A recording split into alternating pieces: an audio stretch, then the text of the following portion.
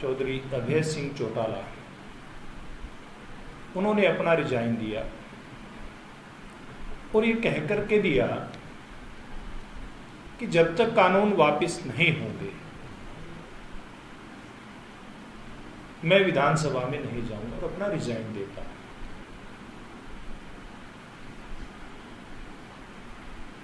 और अब उपचुनाव की घोषणा हो गई। केवल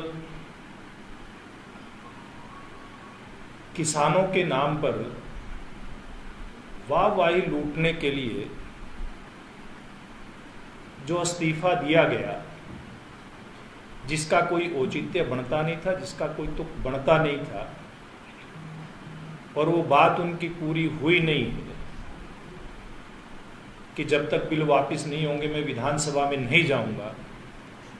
तो फिर दो बातें इसमें आती हैं कि एक तो भी जब स्टे है, केंद्र सरकार ने रोक लगा दी, फिर भी आप इस प्रकार का पॉलिटिकल ड्रामा करते हैं रिजाइन देने का। रिजाइन दे दिया, जब वापसी भी नहीं हुई बिल की, फिर जब उपचुनाव की नौबत आई, फिर आकर के आप दोबारा से चुनाव में किस मुंह से वोट मांगने का काम करेंगे। आप लोगों ने आपके पिताजी के समय से, जब उन्होंने 2-2 स्थानों से चुनाव लड़ा था, एलनाबाद को इस्तीफा देकर के बाई इलेक्शन कराने की एक क्या प्रयोगशाला बना लिया क्या? ये सवाल एलनाबाद की जनता भी पूछ रही है, हमारे पत्रकार बंधु भी पूछ रहे हैं, और ये सवाल हम भी उनसे पूछ रहे हैं। मुझे लगता है कि ये उनका एक राजनीतिक जो स्टंट था, कई बार हम फिल्मों में देखते हैं स्टंट करते करते वो स्टंट उसके ऊपर भारी पड़ जाता है, ये राजनीतिक स्टंट अभय सिंह चौटाला के ऊपर उल्टा पड़ने वाला है। ये अपील करना चाहूंगा, ये आग्रह करना चाहूंगा कि इस अवसर को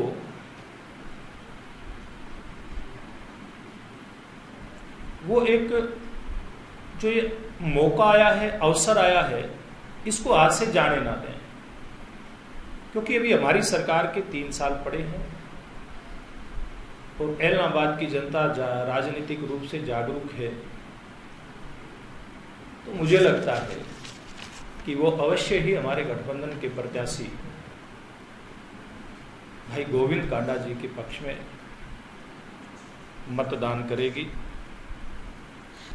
एक नारा लॉन्च किया है, ये हमने बहुत सोच समझ करके ये नारा दिया है एलनाबाद की जनता के लिए। जोर जुल्म की टक्कर में विकास हमारा नारा है कि किस प्रकार से दबंगई ये राजनेता चुन करके इस क्षेत्र के अंदर करते रहे,